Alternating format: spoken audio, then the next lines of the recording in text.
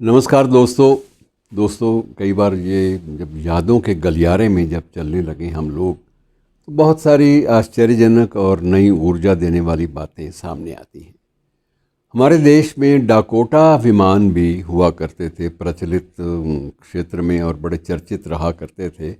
और सबसे बड़ी बात थी कि एक प्राइवेट एयरलाइंस कंपनी थी जिसकी स्थापना बीजू पटनायक स्वाधीनता सेनानी भी रहे हैं, केंद्रीय मंत्री भी रहे हैं और वर्तमान मुख्यमंत्री के पिता नवीन पटनायक के पिता भी है। और उसके बाद जो बीजेडी है वहाँ की पार्टी, उसके संस्थापक भी रहे हैं। उनके नाम पर ही पार्टी बनी बीजू जनता दल। तो बीजू पटनायक से जुड़ी हुई ये बात है कि डाकोटा विमान जो था, डाकोटा की एक पूरी की पूरी खेप उन्होंने साथ में अपने कलिंगा एयरलाइंस के साथ जुड़ी हुई थी। कलिंगा एयरलाइंस उनकी निजी क्षेत्र में उनकी कंपनी थी और उसमें बाकी और भी विमान थे, लेकिन डाकोटा की विशेष रूप से इसलिए चर्चा हो रही है इन दिनों में कि डाकोटा को वो स्वयं ही पायलट के रूप में भी चलाया करते थे और अक्सर ये भी था उड़ाया करते थे उसको। और साथ में ये भी था कि अक्सर को पायलट के रूप में उनकी पत्नी यानी कि वर्तमान मुख्यमंत्री की माँ वो भी साथ बैठा करती थी। और वो भी कहा यही जाता है कि वो भी एज को पायलट अपने सारे फ़र्ज विमान उड़ाने के जानती भी थी और प्रयोग में भी लाती थी। और ये चर्चा में तब ज़्यादा है जब इंडोनेशिया में वहाँ एक सैन्य विद्रोह के समय हमारे तत्कालीन भारतीय प्रधानमंत्री ने ये आग्रह किया कि पटनायक तुम जा सकते हो, तुम विमान उड़ाते हो, तुम यदि स्वयं कोई एक मिशन तुम्हें देना चाहूँ, तुम स्वयं उस मिशन को संभाल लो, मिशन को, मुझे लगता है तुम कर पाओगे।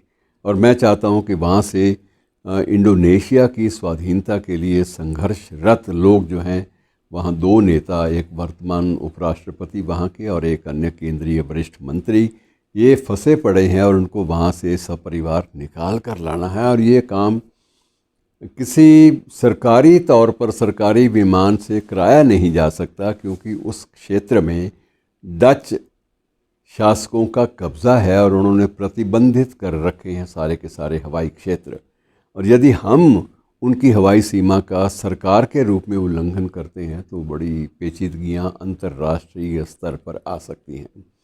इसलिए पटनायक तुम अगर थोड़ी सी हिम्मत करो, तुम निजी क्षेत्र के पायलट हो और तुम अगर कुछ कर सको तो मुझे बड़ा अच्छा लगेगा। और बीजू पटनायक ने स्वयं ये उत्तरदायित्व संभाला, अपनी पत्नी को पायलट को साथ लिया और उन दिनों में उड़ान भरकर वहाँ इंडोनेशिया की राजधानी में गए, जिन दिनों में इंडोनेशिया की हवाई सीमाओं पर पूरी तरह से डच आधिपत्य था और प्रतिबंधित थे कि किसी भी विदेशी विमान को यहाँ नहीं आने दिया जाएगा। और सबसे बड़ी बात ये थी कि बीजू पटनायक अपने मिशन में सफल रहे।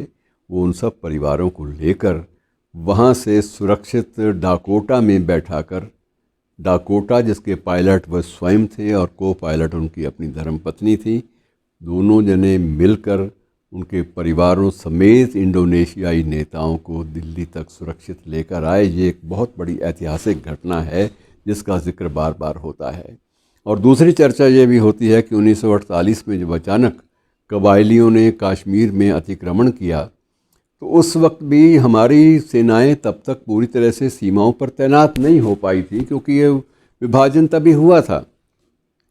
और तब भी बीजू पटनायक की सेवाएं ली गईं। बीजू पटनायक ने सैनिक टुकड़ियों को बाकायदा कई फ़्लाइट्स में बांटकर बार बार एक फ़्लाइट्स लेकर वहाँ पर श्रीनगर में उनको उतारा ताकि वो मोर्चों पर आकर मोर्चों को संभाल सकें और कश्मीर की रक्षा कर सकें।